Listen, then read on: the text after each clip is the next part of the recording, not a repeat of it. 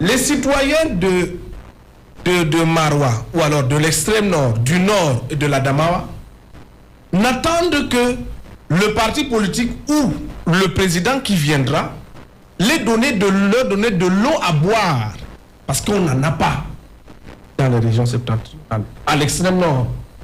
Ils attendent un homme qui viendra, non pas promettre 3000 forages, comme ça fut le cas, et disparaître, mais un homme qui viendra en construire et venir dire « je vous ai donné de l'eau », parce que c'est un devoir régalien de l'État.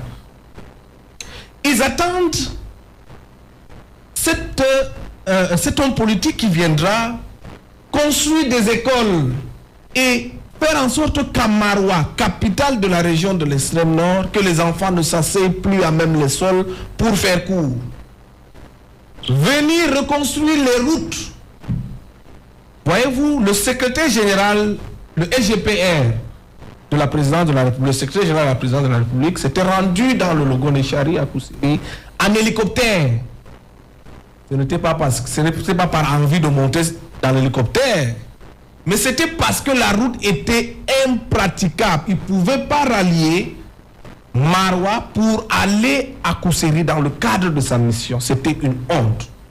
Cette route avait été construite par l'ancien président, le président Aïdjo. La route que nous déplorons actuellement, Garouan-Gaoundéré, avait été construite par le président Aïdjo. Voici les faits et c'est des regrets. Nous avons ces regrets parce que nous avions été, ou alors nous avions accordé une confiance, j'ai envie de dire, aveugle.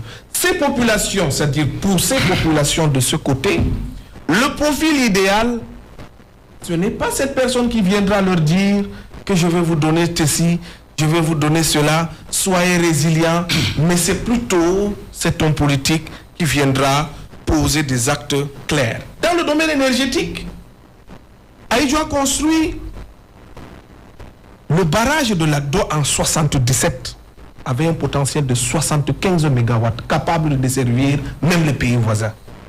À l'heure actuelle, l'Agdo ne produit même pas 20 MW. C'est abandonné.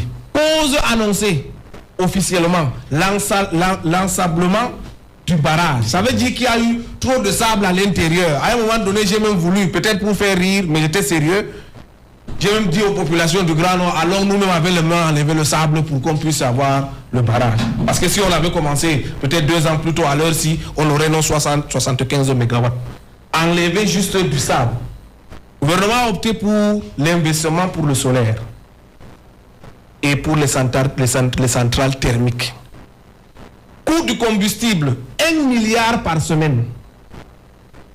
Il faut 1 milliard de carburant pour faire fonctionner cette solution par semaine. Comptez le nombre de semaines qu'il y a par mois, comptez le nombre de milliards qu'il faut dépenser par mois. Les populations de l'extrême nord, j'ai envie de dire du Grand Nord, n'ont pas pour certains 6 heures d'électricité par jour parce que l'État n'arrive pas à sortir les 1 milliard par semaine. Qu'est-ce qui a été annoncé? On dit même qu'il y a même ça a occasionné des détournements du carburant parce qu'il y a eu la création des officines de vente de carburant à gauche, à droite.